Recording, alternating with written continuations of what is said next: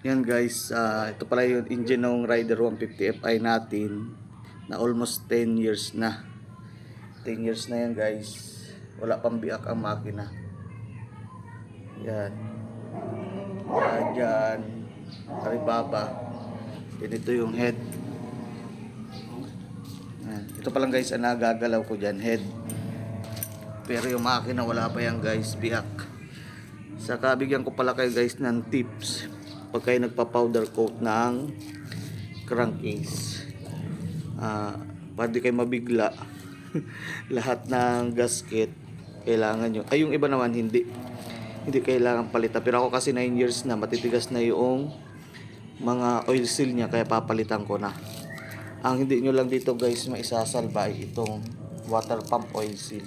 Yan, tatanggalin ko yan kasi naluto kasi siya sa init.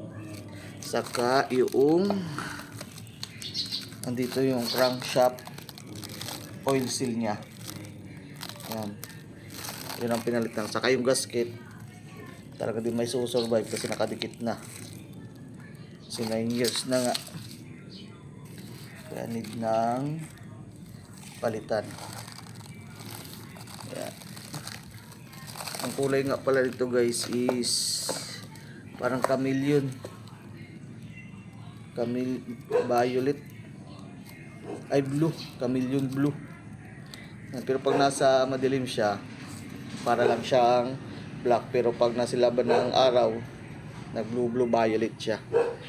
Yan yung ano natin, lilinisan ko pa yan guys. Ganyan kadumi ang ating makina. Kailangan ko bago ko siya malinisan, may salpa ko yung crank para hindi mapasok ng tubig. Yan, ganyan pa siya kalinis.